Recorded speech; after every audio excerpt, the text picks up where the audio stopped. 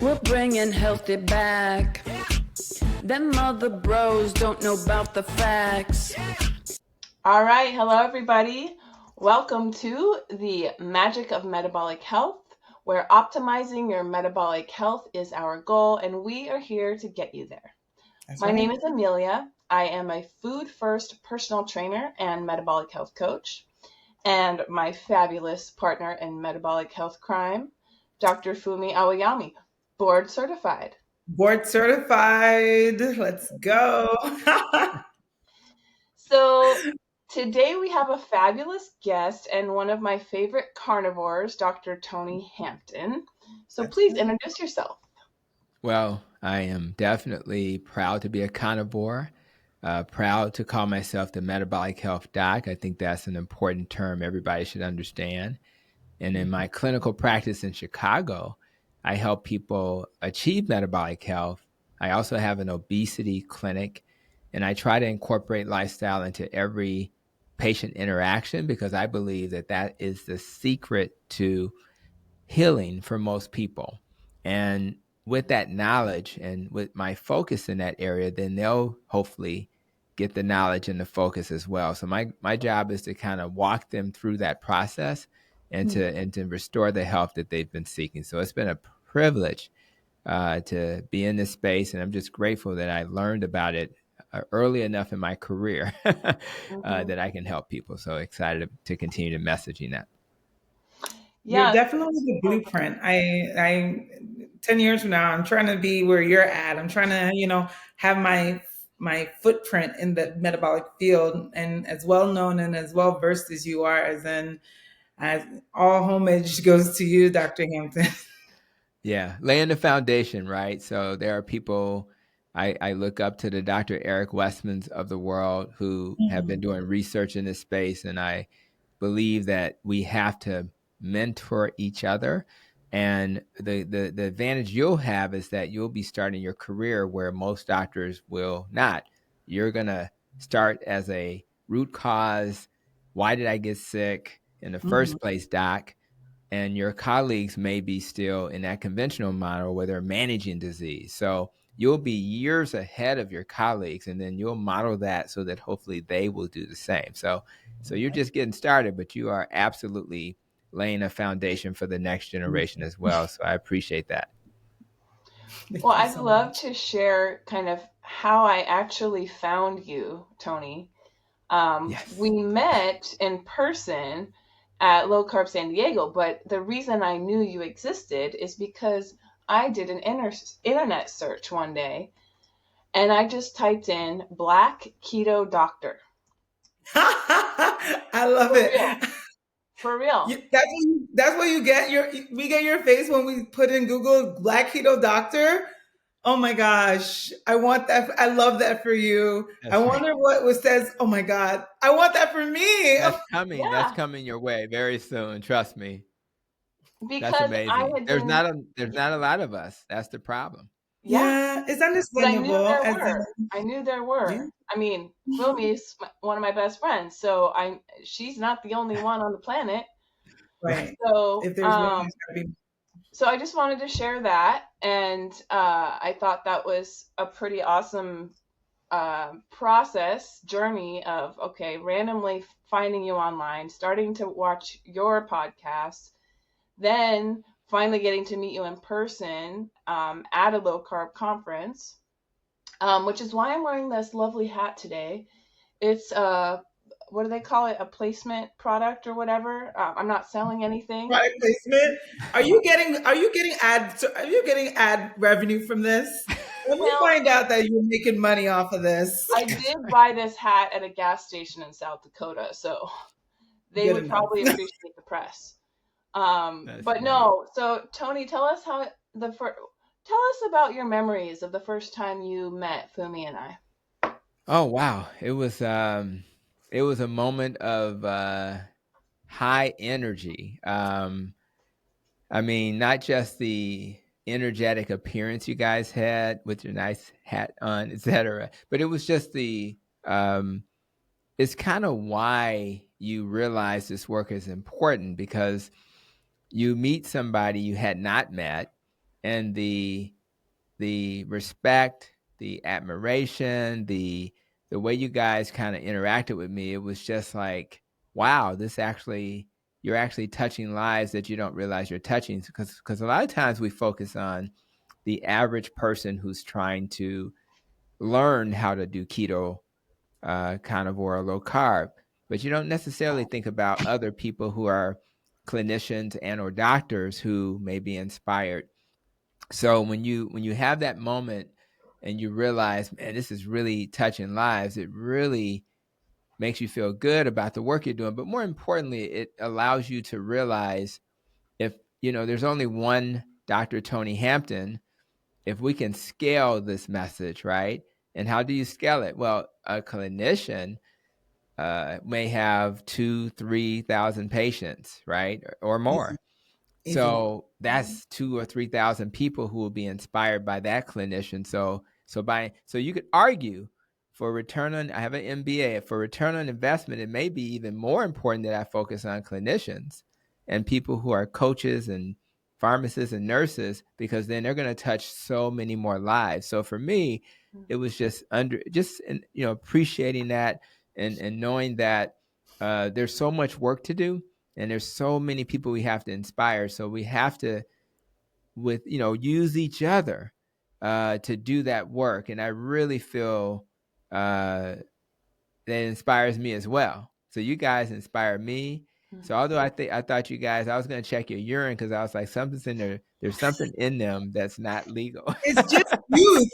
It's just youth, Tony. As in, this is what it is to be a young doctor and a young food first coach. That's right. Really excited about the field. And that was my first conference, actually. That was my first metabolic health conference. Nice. And to be in a room full of people that knew what this was and knew how to deal with the root cause and weren't just putting Band-Aids over things, but really going in there and fixing it. Right. It was so exciting. And plus I was presenting a paper. So I was like, I was just I was a bubbly new girl. And I continue to remain the bubbly new girl. And I hope I never get like jaded in the medical industry. I hope I always find passion in serving others. Yeah, we need authenticity in this space, and that's why I like see with podcasts. It's like Joe Rogan, right? If you spend 2 or 3 hours talking to somebody, or even an hour, it's hard to fake it. So you can start to see authenticity. When you go to CNN, it's a little bit more polished, right? And they have, but with this, it's a conversation, and people start to see themselves in you. And when they see themselves in you, they're more likely to not lift you up too high and say, man, if they got through it, if they can do it, then I can do it. So that's partly why authenticity. And I want you to still be that same high energy, bubbly person I met, because somebody needs that person in front of them when they're hearing this message. Sure. They may say I'm boring, but they may not say that about you. Seriously. So they may. I would think not. You have a very soothing cadence. So well, it's a different thing, but that's my lane. Well, I guess what I'd like to start with, we kind of have a rough outline of things that we want to get through today. And Tony and I, we had discussed at the last Metabolic Health Conference the importance of building relationships between health coaches like me and doctors, because you all see your patients once a quarter, maybe, not very often and not for very long. Fumi, you know all about this now too. And so we're always coming back to, okay, how can we continue the support? How can we build community? How do we make connections for our patients? How do we advocate for sort of like a wraparound services or wraparound team dynamic? And it's hard because of red tape, institution stuff, bureaucracy. But I feel like this podcast can be a conduit to that connection, to that bridge. And so that's really why I wanted to have you on the podcast, so we can pick your brain and hear about your story and see what you're doing, because I know that you're doing amazing work, not just locally in Chicago, but all over the world. I mean, you're traveling to conferences and being interviewed on other podcasts and things like that. So I think to kind of start the whole journey off in our conversation, I mentioned that you are a carnivore, and so I want our listeners to understand where you're coming from. Like, what inspired you to personally adopt a carnivore lifestyle, and how do you think it's impacted your practice? Well, for me, you kind of start this journey just trying to heal. And for me, it was about my irritable bowel. And I honestly thought that having an irritable bowel was just my life. I thought it was normal to have the symptoms of irritable bowel, whether you're gassy or feeling bloated or just having to figure out where the nearest bathroom was. So, and I started with a plant-based diet, which did improve my symptoms a little bit, but I still felt bloated. And we kind of know why. A lot of fiber, a lot of anti-nutrients and things in plants that my body didn't like. So as I started my low-carb journey, I noticed that things got much better. But then I continued to be influenced, going back to the importance of mentoring. I tended to be influenced by other people in the low carb space. And I started seeing a lot of people move kind of from low carb towards keto and ultimately, for some, to carnivore. And I want to say out loud, carnivore is not for everybody. That's just, you have to listen to your body and decide how far you want to take this. Right. But that was the first time when I did carnivore. It was the first time that I felt the highest level of energy. It was the first time I felt that there wasn't any inflammation in my gut. But more importantly, as a doctor who has to make decisions on behalf of my patients, my mental clarity shot through the roof.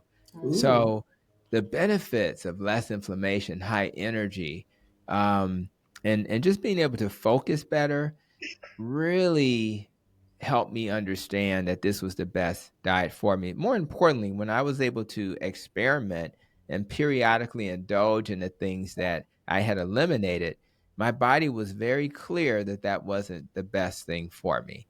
The only time I feel like my stomach is not an issue is when I eat animal based. And does that mean I never indulge? I do indulge. One of my favorite foods, and in fact, I made a YouTube video about it, was an Italian beef, right? So I don't eat Italian beefs. I eat protein or beef bowls from a Portillo's, a Bueno beef type restaurant. But periodically, you want to have a moment of indulgence. The good news is when I eat a sandwich with bread, it doesn't really bother me that much. If I eat French fries, it doesn't really bother me that much. But at the end of the day, if I ate that way regularly, it would bother me. And I just refuse to not be the best version of Tony. And when I eat a ribeye, I'm the best version of Tony. I know that's right.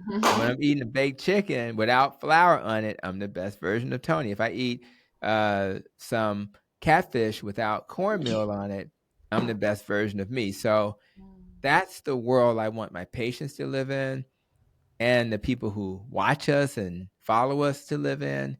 Why not be the best version of you if you can choose that? And then what's cool is that the reward is that you'll then be able to do all the things that you like much easier, and you'll just feel so much better. So for me, I give people permission to not be perfect, but I absolutely don't want anybody to not go through this life without at least experimenting with these dietary patterns, because they taste really good. I mean, they really taste good. I mean, you really can enjoy yourself, and you can be creative, and there are Maria Emmerichs out there who write great recipes, whether it's carnivore or keto. So you don't have to be bored with this, guys. This is not hard. This is actually enhancing your life. In fact, I think my variety of foods have increased since I've been doing this, because I'm now experimenting with things that I had not done before. So it's a rich life. You feel great, you focus, have energy, and you'll have energy in the morning and you'll have energy at night. It's always there. And you're not thinking about food hardly at all. You just eat because it's time to eat. And that's a gift, since hunger is a huge problem in people who struggle with trying to achieve metabolic health. I love that. That's a great synopsis because honestly, you could put that on a shirt. It tastes good. As you just put it, that's from everything that you just heard. All I heard was it tastes good, and it's like I got to be the best version of Tony. I love that. As in, I'm always telling my patients that I can't get you to 100. You have to do the 80. I can get you 80, and you could do the remaining 20 at home. That's right. But when you have a diet that reinforces you feeling good, that makes you want to eat, that you don't think about limiting what you're eating, but rather that everything you get to eat, you get to enjoy. Oh, you don't have to convince a patient to come back to you. You don't have to convince anybody to do anything. Suddenly, they will call you. They will seek you out. They will be like, yes, that's my doctor. Yeah, my doctor got me on that diet. As in, that's what I want. And so when you're living that truth and you're showing your patients how to do it, there's no better example, really. Exactly. I actually have a client who wanted me to ask this question specifically to you, Tony. So he wants to know if it's better to be more accurate with his carnivore diet or if it's better to be less concerned about accuracy and what level is best. For example, his ideal food lifestyle is low mental overhead. So he doesn't want to stress about prepping and cooking and shopping. So carnivore is great for him. However, he wants to know how important this consistency is. Like, is it 80%, 90%? At what point will having that second meal or having those 5 to 10 extra grams of carbs, impact him? Does it really make a difference? That was his question. Yeah. Well, one thing we love about carnivore is its simplicity. I'm a very busy person, and knowing that I can literally just eat a half a chicken or a third of a chicken for lunch, and that's all I have to worry about, that makes it one of the most attractive diets out there. Knowing that when it comes to hunger, because you're eating the essential foods you need, you're eating essential amino acids, essential fatty acids, you won't be hungry. So that makes it simpler in that you don't even have to eat sometimes. You can fast without having to worry about that at all. It's a simpler diet because I know if I eat this way personally, I'm not going to have to worry about my stomach. So I won't have any GI issues for those who suffer from that. And what's cool about that is if I experiment with the keto yellow squash, it may not raise my blood sugar much, but it may irritate my stomach when you have a history like me. If I'm a person with diabetes, I think that I'm going to not have to worry so much about my sugars going up, because although protein can raise your blood sugar a little bit, it's not going to raise it significantly enough. And what's cool about protein, I must say, is that because our liver can convert protein via gluconeogenesis to glucose in our liver, what people get confused about is they'll say, well, if I eat too much protein, my sugar is going to be all over the place. Well, in theory, that's possible. But the reality is gluconeogenesis is smarter than that. Gluconeogenesis, where you turn protein or fat into glucose, is kind of on demand. So when your body is like, I don't need the glucose, you probably will stop converting it to glucose. So it's really, your body's really smart.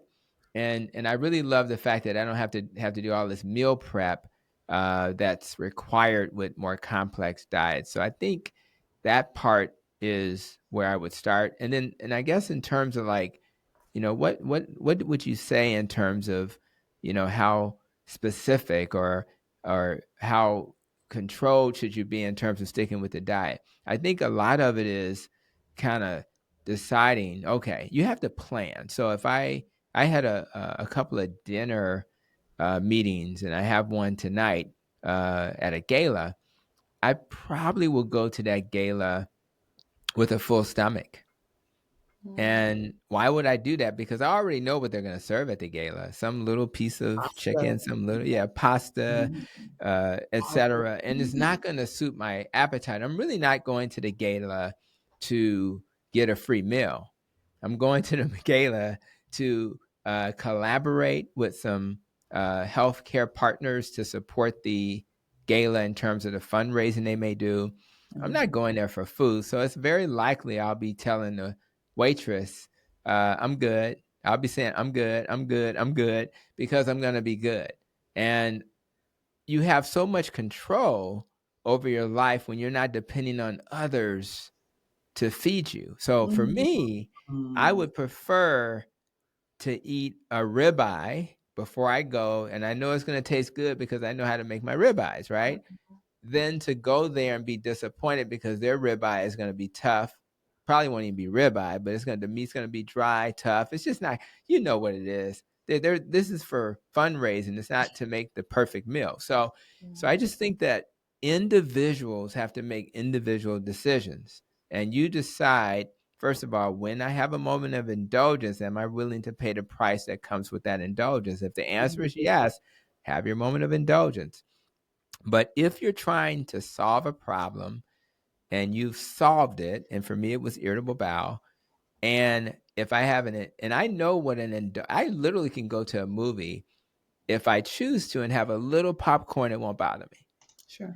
You know what I mean? So, and sometimes when you're in Chicago, sometimes when you're at a Cubs game, you got to eat a damn hot dog, excuse my French, because you're at a game, right? This is what they do. But that doesn't make me, oh my God, somebody took a picture of the carnivore and he ate a hot dog with the bread and it's on social media. How dare you? That's what's happening. You get shot, you get a picture with a piece of popcorn and they're like, Rod, he's a carnivore guy and he's eating popcorn out here. Look at this guy. That's what the world we live in is crazy. This is not a cult. And if they want to kick me out of the carnivore cult, have at it. My job is to help my body heal and to help the people who follow me heal. And I don't get caught up in it. So I think I would say to this person, let's understand what your body is telling you, make decisions that align with that. But for the most part, if you don't have symptoms of whatever you're trying to solve and you're mentally clear and you have that energy and you're able to do the basic things to thrive and to achieve your life purpose, then you're doing okay. We are not trying to measure our way to have everybody perfectly aligned with the metrics of carnivore. We're just trying to get people closer to what we call metabolic health. And as long as they're closer than they were yesterday, I'm happy. This is not this true north that has to be perfect. So I hope people understand that. But more importantly, I hope they understand that we will all struggle. We will all find moments of difficulty. We will all think we got it all figured out. You'll have a schedule of what you need to do today, and then somebody calls you and throws a wrench in that. Or that patient who is at the end of your schedule and you're like, okay, I'll be home at 6 p.m., honey. And the patient shows up at 4:30 in a ball of tears because they just lost somebody, or they're going through a difficult marriage situation, or somebody who supervises them at work been treating them as less than human. And they need in that moment somebody to just hold on to them and give them hope and to provide a path and the resources to get over that. And that means that I may not be home at 6 p.m. But at the end of the day, that's life. And you have to only ask not to not have struggle. You have to ask, please give me the tools to manage and deal with struggle. And if we're able to do that, then we're living a realistic life. And we're able to then move forward in a way that even when those moments occur, because you've gotten the skills to deal with it, I'm much better at handling that moment when a patient's struggling than I was 20 years ago, as will be your story, Doc, as will be the coach's story. We get better with experience, and then as we get better, we still got to be present in that moment, but we'll have the tools to help people and of course to help ourselves. And it could be something as simple as, I got this challenging patient in front of me. I know I said 6. It'll probably be 6:30. You send a damn text. You don't just show up at 6:30. you send a text saying, I'll be a little late. Here's why. And hold that plate warm for me until I get home, if that's the scenario. So it's very simple, but we make it complex. As in a word of what you just said. So many wisdom pearls, because it's absolutely true. One thing that you just said that resonated with me is the idea of a true north. We have this kind of cookie cutter society where if you're not the perfect BMI, if you're not doing the diet plan perfectly to the T, you're a fraud. You failed at it. Meanwhile, you may actually look like it's the difference between seeing a patient that is clinically doing better, but the labs are going in the opposite direction.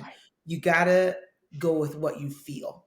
As in, I'm a curvy Black woman. I may never be a BMI of less than 25, but I have more energy than most people in my age demographic, even people younger than me. And it's because of this diet. And so knowing how you feel, monitoring yourself, knowing yourself, like really, really knowing yourself and what you're about, like I feel is way more important than anything else that we can put out in the books or in the blogs or in the publications. These things are important to monitor because you are a different person. 8 billion people on the planet, and not a single one of us is the same. So this is very important to say, and I appreciate you saying that today. Yeah, and thank you. And I just want to just quickly say, most African American women do not need to have a BMI of 25. Period. Bones can be a little.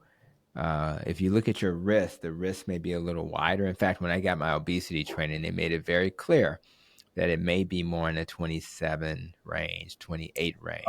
I definitely got there. Like I'm like, I work out, I do my thing, but like if I was to get to a BMI of 25, I would actually look sickly. Yeah, you look sickly. I would look sickly. People asked me, because there was a time I was, residency was a little tough, and I was getting there, and they're like, "Are you okay?" And I'm like, "Yeah, I'm fine." And they're like, "You're looking a little gaunt," and I'm like, "What? That's tough. That's tough." Yeah. But no, as in, thank you for saying that also. As in this obesity clinic, moving forward, I might want to have to work with you on that, because especially in Chicago, inner city Chicago, that's a place that I have always, been very close to, being that I went to IU. And so, trip to Chicago was definitely in my purview. And I think I might be heading out there very soon again. All right. I would look forward to that. Let's heal people. And again, give them grace and say, let's look at the metrics the right way. I'm sure Serena Williams has a BMI of like 29. So she's healthy. So and the greatest athlete on the planet. Exactly right. So easily. Yeah, I love that. Yes, that's right. So I have so many questions, and I'm trying to figure out how to kind of steer our conversation. There's a lot of things that metabolic health podcasts talk about all the time, right? So we talk about symptoms, what are the signs and symptoms of poor metabolic health? We talk about what is metabolic health, and we've defined that here before, and hopefully our listeners and viewers have already watched that episode. So I don't want to necessarily repeat a lot of stuff. Yeah. Although I'm sure you have unique insights. So some of the things that might overlap a bit is misconceptions about low carbohydrate diets that you see in your patients, your experience when they come in, and maybe you recommend a low carbohydrate diet to help with their metabolic symptoms. And, how do you go about doing that? How do you talk about it so you don't freak them out? And, because there's a lot of different ideas out there about it. That's right. Well, shout out to all the different ideas. And the good thing about the different ideas is that we're all trying to do the same thing. We're all trying to heal. So if you see a vegan, you should shake their hand and say, great work on trying to heal, because they became vegan. Nobody wakes up and want to be a vegan. They're doing it because they want to heal, right? Who wants to give up that ribeye I talked about earlier, right? But people make great sacrifices. So the first thing I do is I say, congratulations on caring enough about yourself that you would choose a dietary pattern to make things better for yourself. But I also know that they come to me with a lot of misconceptions. I would say, particularly in the African American community, Dr. Sebi, our now deceased herbalist, who was very popular and still has many videos out there that teach the more plant-based herbal approach. A lot of people of color, they come and they just assume that that is the only way to improve your health. So the first thing I have to do is celebrate the fact that they're doing something to focus on their health. And then I say, one of the things about that you've heard about low carb, for example, is you're just eating all this processed meat and blah, blah, blah. But most people you talk to who do these dietary patterns, there's a range, but most of them don't sit around eating a lot of processed food. They actually eat whole foods. They eat the whole animal food, and they eat the whole non-starchy vegetables. So the first thing I say, when people say keto is going to kill you, they'll say, man, can kids do keto? And I say, well, it's like baked chicken and asparagus. I mean, when did that ever become unhealthy? It's like some salmon and broccoli. So are you suggesting they have to eat a slice of cake with that? You know what I mean? So I think it's this perception that there's something magical about keto. You're just reducing your carbs less than 50, less than 20 or 30 a day, and you're eating vegetables and animal foods. It's really, and you can eat berries sometimes for people who like fruit. But my whole point of it is I think their misconceptions are going to then make them think things they shouldn't think. So I try to provide clarity in that way. I also try to provide clarity about the sustainability. We're kind of joking that it tastes great, right? It really does taste great, which makes it sustainable. People say, I can't, you're changing everything. I can't eat nothing. That's what they say when they come to I said, no, you can eat a ton. That is exactly they say it all the time. I can't eat nothing. I can't deal with you. But the reality is you can eat a ton of food and it's very sustainable because it's very, very, very not only tasty, but because it, we talked about is good for your palate, but it's just food that you're tweaking it. If you make green beans, you're just not going to be the person who makes green beans with corn in it.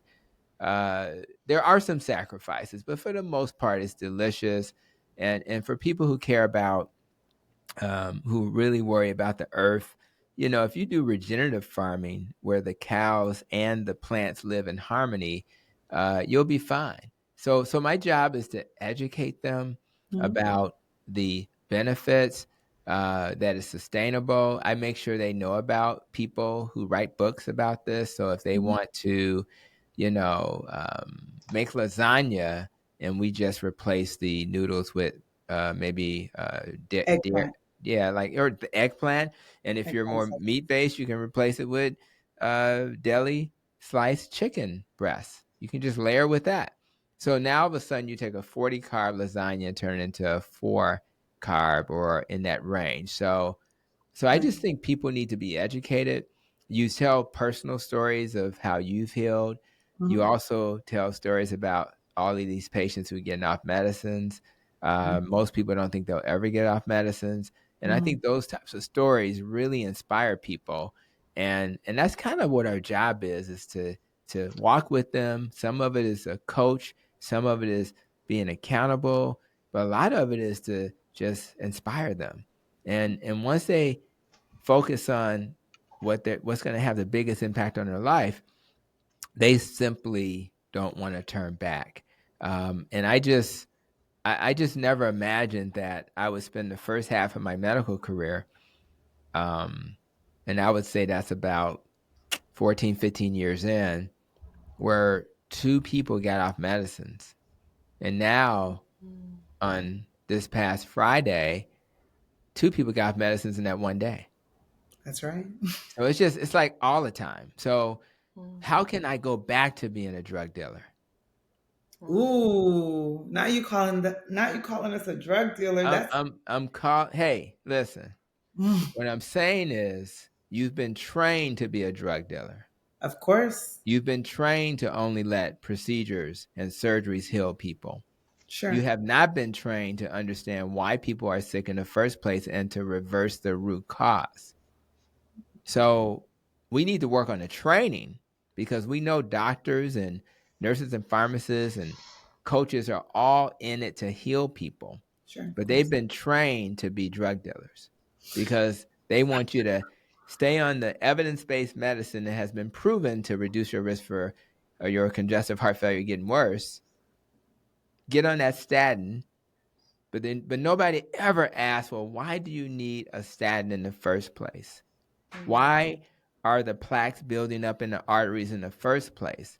And what we've learned in this metabolic community, this low-carb community, is that the inflammation comes from many things. Some of it is stress, some of it is lack of sleep, but most of it is what was on our fork.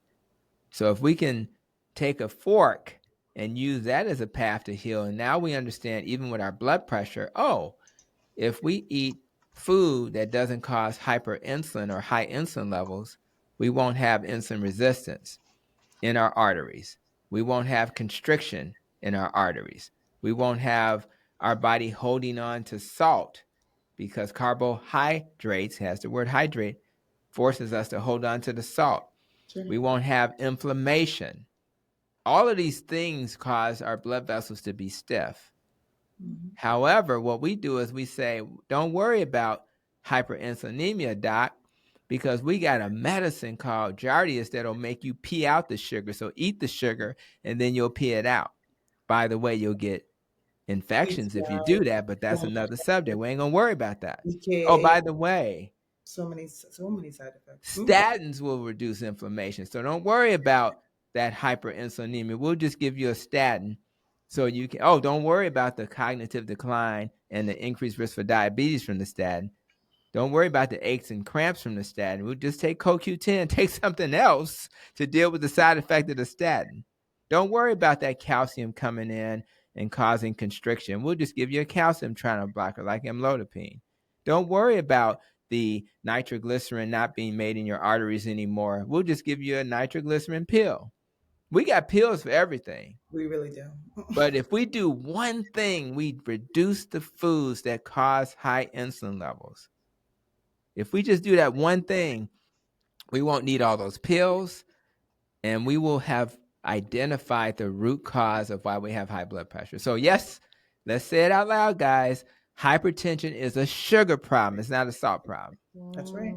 And if we focus on that, not only will we have a better blood pressure, we'll eventually have a normal blood pressure, and then we can take away that amlodipine and that water pill and that beta blocker, because we won't need it. But that's the only way. You don't heal by taking more medicines. You heal by having a lifestyle that reduces the root cause so your blood vessels can heal. And by the way, when they heal, those arteries make nitric oxide for you naturally. So once they start to recover, you'll make nitric oxide, which will open up those arteries. So you're not gonna hold on to all that salt. The inflammation goes away, and now we have a path to feeling better. Because when you take a bag full of medicine, you're gonna feel bad.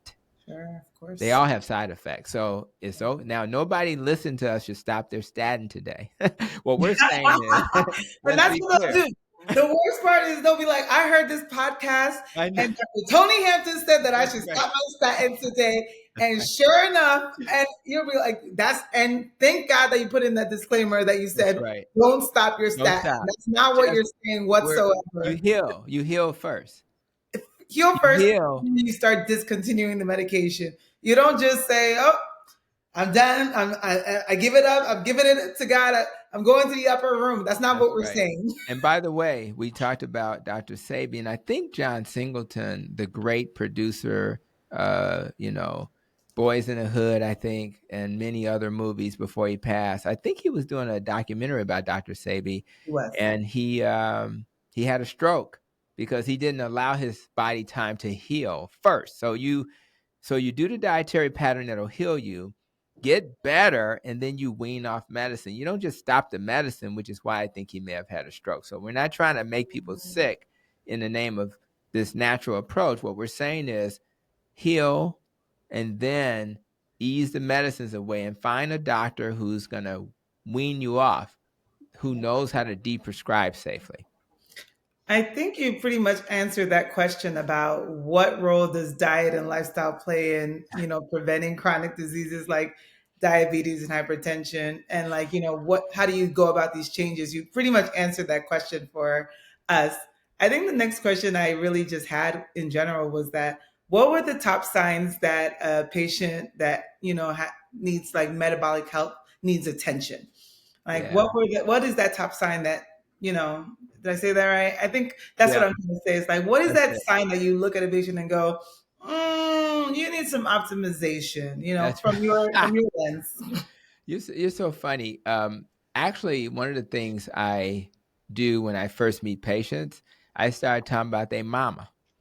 Now that sounds inflammatory. Why would I talk about their mama? I'm from the hood, so I will talk about your mama if you play with me. Scrap. If you'll scrap with the patient if you go down the path, Dr. Hampton, what's going on? That's right. So, and what I mean by that is I need to understand what dynamics have been present in your family. So I will ask people, so what's your family history? Because I think what I try to do is, if a person comes to me and say, yeah, like 5 people died of cancer, what I love about this dietary pattern where you reduce carbs, it's like if I had a hammer, I would put it in front of you, because keto is like a hammer that fixes everything. So no matter what they tell me, in fact, when I was at the last conference at the Society of Metabolic Health Practitioners, and the one you didn't make it to, my topic was, what are the medical conditions that benefit from keto? Based on randomized controlled trials, it was over 50. So I know that no matter what they tell me, and I'm so slick now, I can just go to Nutrition Network or the Metabolic Multiplier Zotero website, and I can pull up the study while they're sitting in front of me. I have a cow, which is a computer on wheels, and I can just turn the computer around and say, hey, this is the study that shows. So if they say cancer, I'll say, hey, cancer cells love sugar. So if you want to substantially reduce your risk for cancer in the future because everybody in your family had it, this is what you need to do. So part of it is understand their history so that they'll know where they may have weak spots, right? Sure. I also, if I'm at a barbershop and I see somebody with a little dark patch on their neck, I already know they're insulin resistant, right? Acanthosis nigricans. We can give you the fancy name, or we can just tell you something ain't right. Why you have this dark patch on your neck? So we can see it. We also know if somebody comes in, because this is going back to metabolic health, metabolic syndrome. If your blood pressure is borderline or high, you got a problem. If your blood sugar is borderline or high, you got a problem. If you got a belly, and I want, hey, shout out to all the people with bellies. Bellies are okay. They're cute. You lay on them, they're cute. make you feel comfy. But at the end of the day, if it's too round, that could be a sign. We look at labs, triglycerides and HDL. That could be signs. But more importantly, I'm very much into being able to function. If you're always tired, that could be a sign, right? If you're always thinking about food, that could be a sign, If you can't even just concentrate to listen to this damn episode, that could be a sign, because you should be able to do that. You should be able to listen to this episode and focus and concentrate without struggling. So what I try to do with people is to try to apply the most basic things that they can think about. Think about in your life when you were more optimal.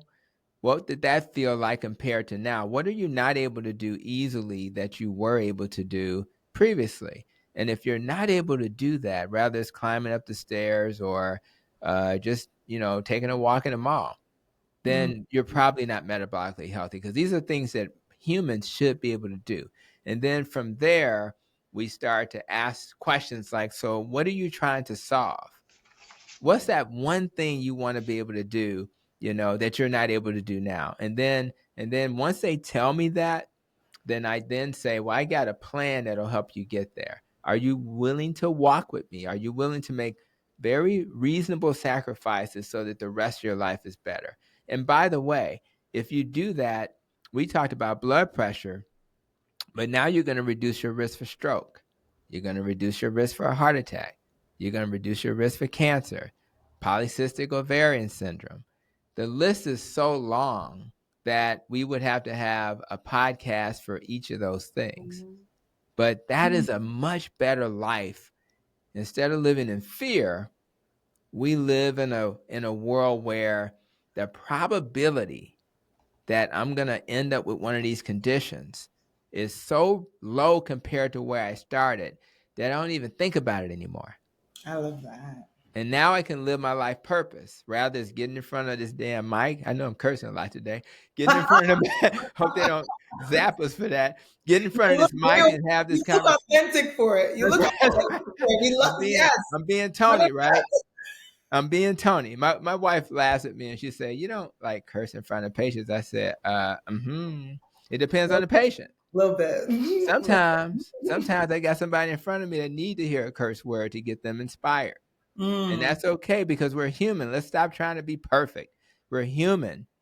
And it's okay to be human. I remember when I became a doctor, I worked with this ear, nose, and throat Black doctor. And it was at Mount Sinai Hospital. And because an ear, nose, and throat surgeon being Black is unusual, she took her job. She knew she had to carry herself a certain way. So if I started using Ebonics or something, she had a fit. She was like, you're a doctor. And you will talk like a doctor. Relax, lady. I told her, and I couldn't say that at the time, but as soon as I graduated, I went straight back to the Ebonics. Because you have to be authentic. You have to be authentic. And that doesn't mean you're not going to be. At the boardroom, I talk a little different than I do when I'm around the neighborhood.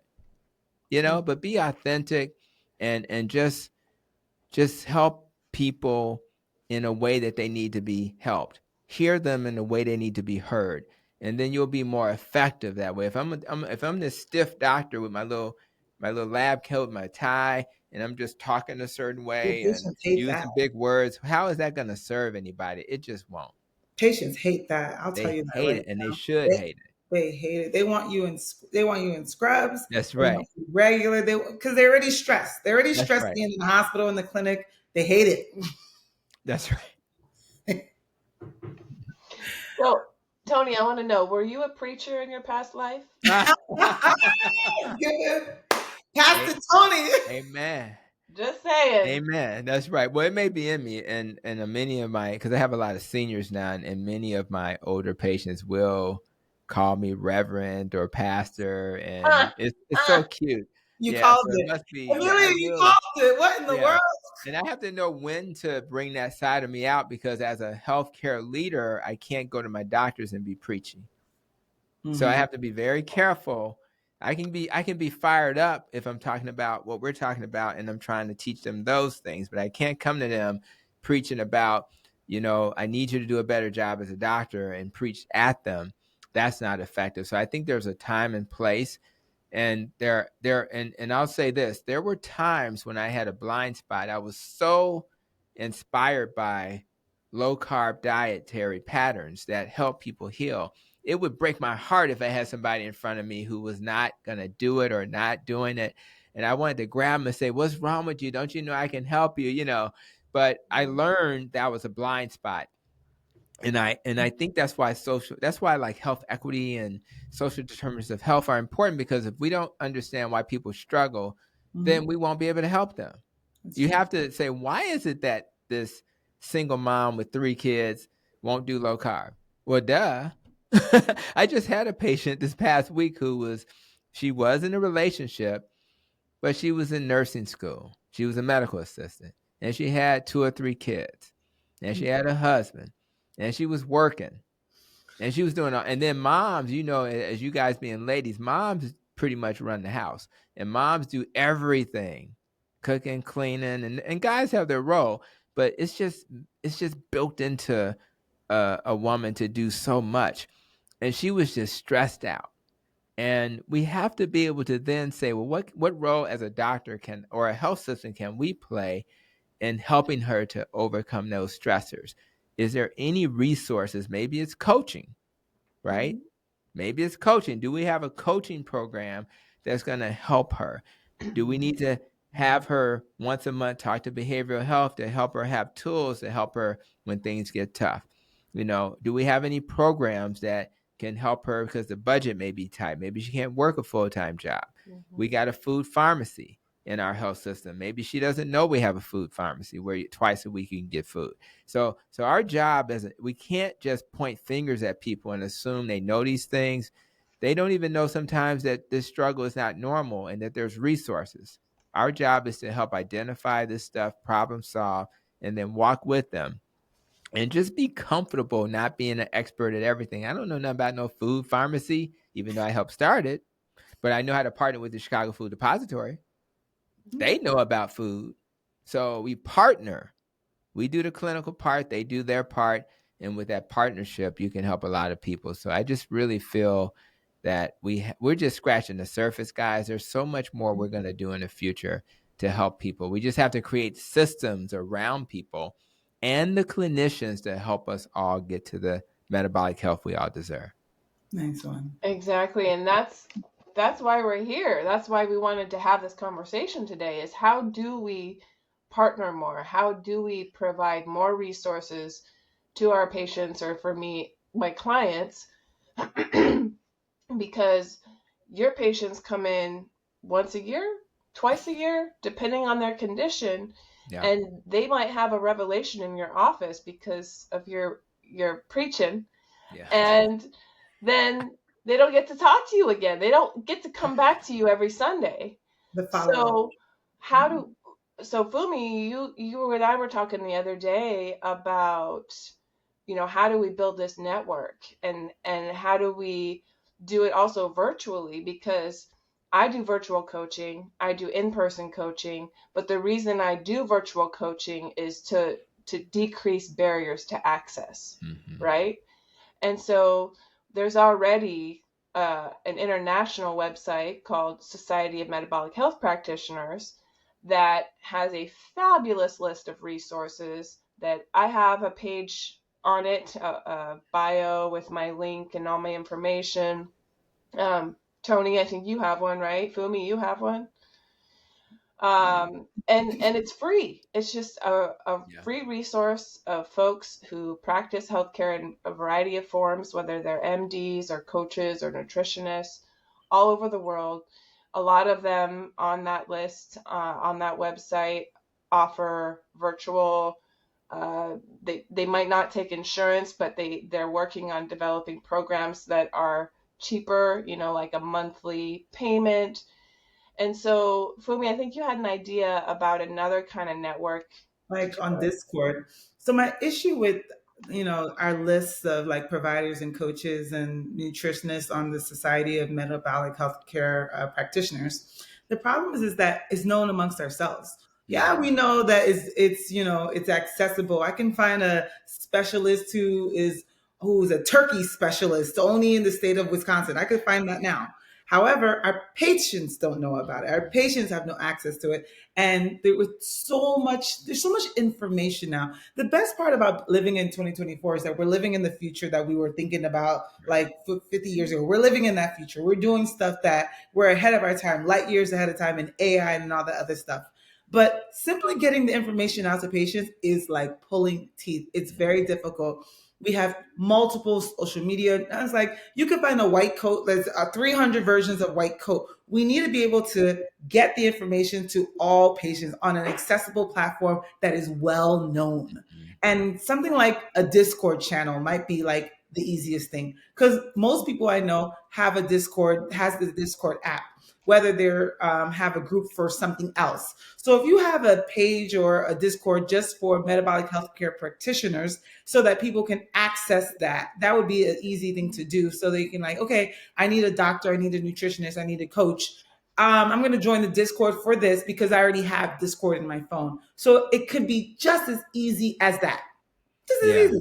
I agree. I think we have to think outside the box a little bit. And I think, for example, technology has given us so many opportunities. So now in my clinic, we have the AI, the computer listening to the clinical interaction and writing a beautiful note, even better, I would argue, than when we had doctors in India writing our notes overnight. It's just, and it gets into your palm within seconds, like, 20, 10.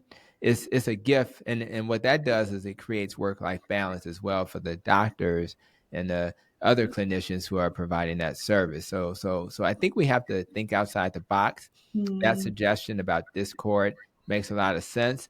My job is to, once I've realized that most people need coaching and support, and that's from the most highest performing. I mean, I have patients who are literally presidents of hospitals, and I have patients who clean up the bathroom at the hospital, right? So, but they both need coaching. And truth be told, you could argue the highest performing people need even more coaching because they have like a 100 things they are responsible for and managing. So I think in order to have a great relationship as a doctor with a good coach, I have to first let the patient know I value coaching. I have to let them know that I have a relationship coach. Uh, I have a leadership coach. And being a high performer, I think Jay-Z and Beyonce got coaches. They got, see what I'm saying? So you don't get to the highest level by just thinking you done figured it out and you know everything. You have to let them know you value that. And then you help them understand your role. Now, there's a little coaching by being a doctor. There's a little inspiring by being a doctor, but there is a little bit of a medical oversight that we bring to the table that the coaches don't necessarily bring, although they do a little bit of that too. There's always overlap. But then there's this habit change motivational piece.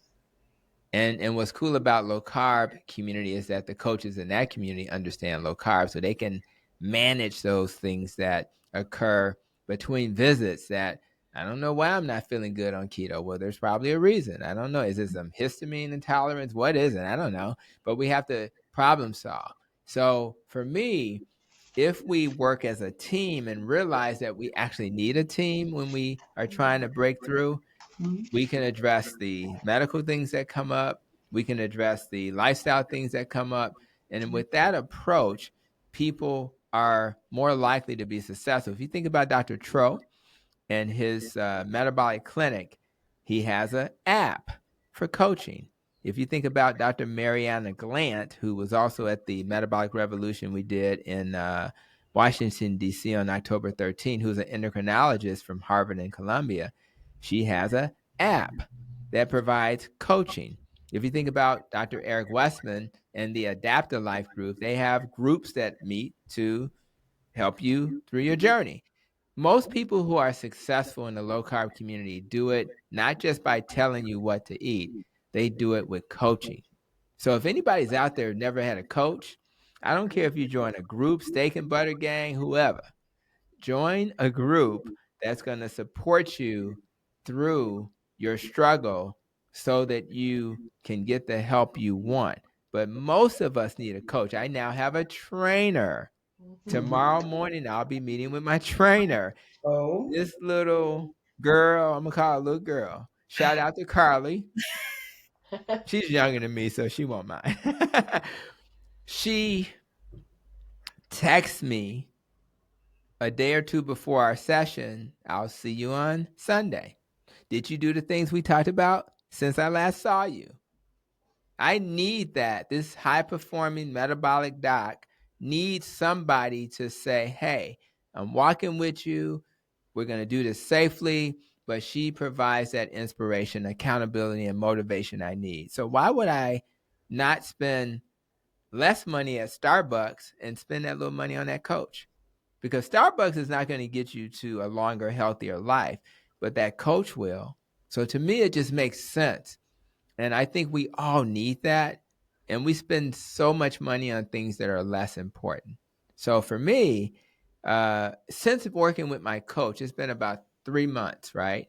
And I'm a very disciplined guy, but I have yet to have a week where I didn't live up to those expectations since starting with her. Before starting with her, I would go a month or so doing just fine, and then I would slip for 2 weeks, and then I'll get back on. But I didn't have anybody to be accountable to.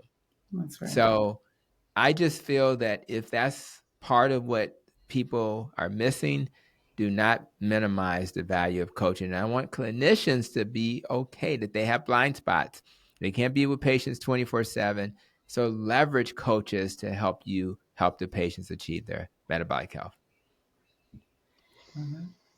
Well, I love the Discord idea. I am not involved with Discord, so I've heard of it, but that's on my list now. And I love the coaching idea. I do think that anybody that's working at a high level needs a coach. I myself was just about to get a trainer. And mind you, I go to the gym. I do those things. But if I want to get into that next level of where I'm trying to go, I need a coach. I need an accountability partner to get me there. And that's with all the breadth of knowledge that I know about the diet and the exercise and everything like that. I still could be fine-tuned, as in for sure. There's no one that doesn't need coaching in one part of their life or the other, honestly. So another question, ooh, excuse me, another question that we had that I really want to get to. I know we're already an hour in, so maybe just one more question, then we can wrap things up. So, Dr. Tony, I would love your best advice for patients who want to advocate for their health and better communicate their questions to their doctor. Because one of the things that my clients oftentimes say is, well, my doctor says I have to be on this medication for the rest of my life. It's just what it is, what it is. When I said, oh, I want to fix, actually, a guy just the other day said, I want to get off my blood pressure medication and I'm starting to change my diet and I want to tell my doctor that's what I'm doing. And I said, that's great. And I said, what's your plan if your doctor says you can't change enough to get off the medication at this point in your life? You're 74 years old. What's your plan? How are you going to respond? Are you going to have research papers stacked up ready to throw at him? Or are you going to fire him and go get another doctor? Like, we have to teach our clients and patients to advocate for themselves so they don't feel like there's only one expert in the room, because we are our best experts to a certain degree. And like you were saying, Tony, you have some medical expertise that I might not have as a coach or a trainer, or maybe even as your patient, but that doesn't mean I can't advocate for what I want and ask questions and learn more from you about what I want. Yeah. I think so. Making that doctor or clinician aware of what you've done, and some of it is obvious. You've lost weight. You've maybe your belly got a little smaller. Maybe your labs got better, and you're like, my goal has always been to reduce the burden of medicine. I do not want to be. So part of it is, what's your goal? The doctor may have a goal, which is to follow the evidence, and the evidence says you have to stay on this statin for life. That's their goal. My goal is to work collaboratively with somebody who understands my goal. And I'm going to say, so you try to get ahead of this and tell people in advance what your goal is so that they'll know. My goal is to ultimately not have to take all these medicines. If you don't get ahead of it, then you circle back and say, I didn't really start our conversation this way, but I want you to know my goal has always been to get off all these medications. So now as a doctor, I know that when people, going back to that blood pressure example we talked about earlier, carbohydrates attract water and salt. And therefore, if you get rid of carbs and you don't have all that insulin, you're going to get rid of salt and water. So what's that's going to do? It's going to drop your blood pressure, right? So you're not holding on to the salt. So what you're saying to the doctor is, since I've had this drop in my blood pressure, what you want to do is just think about what's different. It may mean that you're feeling dizzy or lightheaded sometimes. It may mean that you just feel weak because the medicine is making you weak and tired. It has nothing to do with the diet. It's because you're over medicated. I would know everything about the side effects of those medicines, and I would look those up and say, are there things about the side effects that I can bring to that conversation? At the end of the day, you want to, again, focus on your personal goals, and you want to work with a collaborative partner who's going to help you safely deprescribe medicines. That's what you're going to say.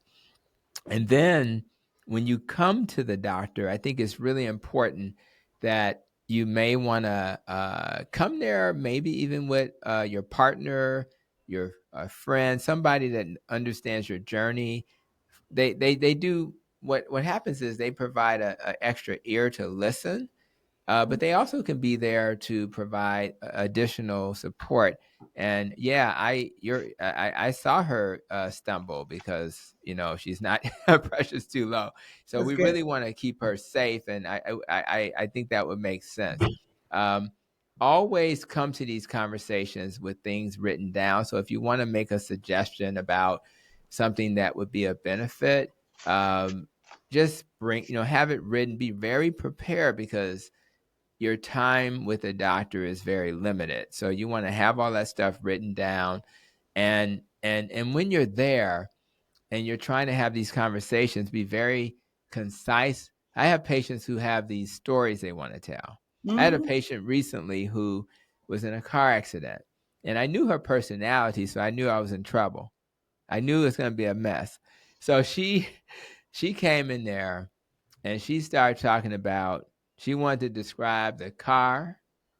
I think she gave me the damn VIN number. I mean, she wanted to talk about how the car was damaged. She wanted to talk about, everything that had nothing to do with what I need. All I need to know, what are your injuries?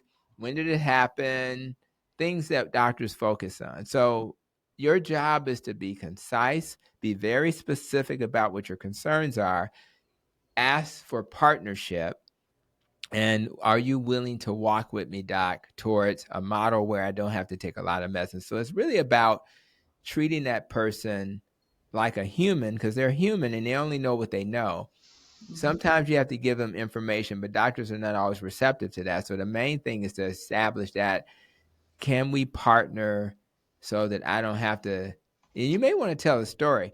I remember my mom, before she passed, had like 20 medicines she was taking. I never want that to be my story. I know things that maybe she didn't know. I'm trying to heal. I just want to partner with you to help me reduce medicines. And if you do all of that and you have deers in the headlights with that doctor, that's when you go to the Diet Doctor website or the Low Carb USA website, and you do your hard work to see if you can find a metabolically trained doctor in your area. And that way you'll have somebody that can safely remove those medicines. So that's how I would approach it. That's great. That was actually an excellent example because a lot of the patients, so now that I'm a new attending, a lot of patients in my patient population are much older. And Yeah, so the older you become, it seems the more medications they're taking. Their that's right. average amount of medications on their list is something like 15 to 20 pills. And that pill burden does cause depression. I think there's a study that said more than 9 pills a day causes like a pill burden depression. And so you find patients that think they're never getting off these medications. They're going to be medicated all the days of their lives. And so what I typically like to do when I see a patient is from the start, hey, you've been newly diagnosed with diabetes. We're going to start you on metformin. You may need insulin because your A1C is very high. But my goal is to optimize you with your diet and lifestyle That's modifications right. Yeah. so that we don't have to do that. And I would like to see you off these medications in the next 2 years. Yeah. From the jump, from the bat. That's how I start with the That's right. patients. That's right. Hey, your blood pressure is elevated. I do need to start you on this medication. However, if you change your diet and you start going to the gym, I can get you off of this medication as just as early as I just started it. But you need to be aggressive. I tell my patients from the jump, the more aggressive you are right now, the sooner I can get you off these medications. So I leave it up to them. I put that ball in their court, and you would be surprised how that motivates them to go, I'm not going to be that guy. I'm not going to be that 50-year-old guy on 50 medications. I'm not going to be that, I'm just not going to be that person. And it helps. It really does. That motivational interviewing from the onset. So finding a metabolic practitioner, it does benefit you, especially considering if that's what you're trying to do. That's right. Mm-hmm. Yeah, I totally agree. All right. Well, I would love to get to Chat our for takeaways. 3 more hours if I could. That would be so awesome. But I know you have things to do.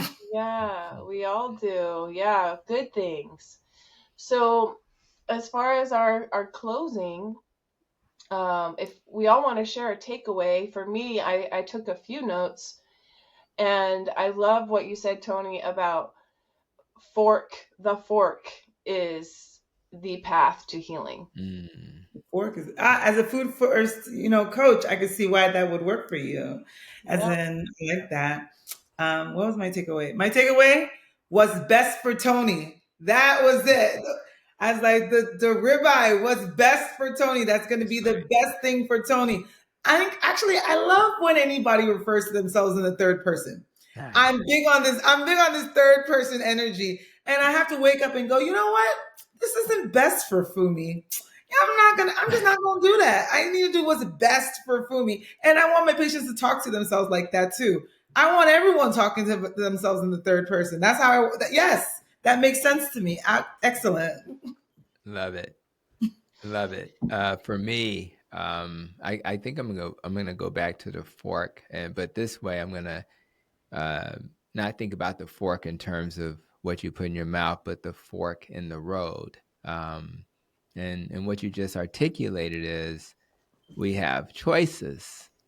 And if we can just put that, we should have a big picture of a fork in a road on all of our walls. And one of the forks go to the disease management path.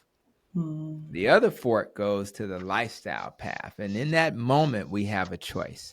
Now, there's sometimes we need a bridge, and we need medicines to bridge us to the lifestyle so we won't end up like John Singleton, right? We'll have time to heal. But I think for everybody, which path do you plan to take? The good news is 70, 80% of all the things that have harmed your family and maybe you're struggling with are all reversible. You can put them into remission. Now, I say remission because if I start eating crazy, my stomach's going to act up again, right? But if I stay on the right path, 99% of the time, I'm doing just fine. So let's take the right path. And even if you don't take the path we would prefer you to, you can always come back to that same fork in the road and take a different make a different decision. So I'm really excited that people will hear this message. And for some of them, and hopefully most of them, they'll take the path of lifestyle and start to heal. So let's start healing. And then as you heal, you'll model what other people need to see. And then it's that butterfly effect. Everybody's going to benefit as we spread our wings. Everybody's going to benefit. So I love the potential. And last thing I'll say, I'm gonna be releasing a video. It'll probably be out by the time this is out, and it's gonna highlight RFK because he may have a role in a new administration. Oh, really? But when we did the metabolicrevolution.org, and this is not a political statement, I looked at the things that they wanted to focus on, dietary guidelines, making sure the next president understands the importance of chronic disease and making sure health systems focus on, healing through root cause. But when I heard him being interviewed, and guess what he said? Pretty much the same thing. So politics aside, if we can get people in the White House to understand what we're trying to teach, and in the video, I'm going to talk about why is it the United States the only country that's allowing red dye number whatever in the food when Europe does not. Sure.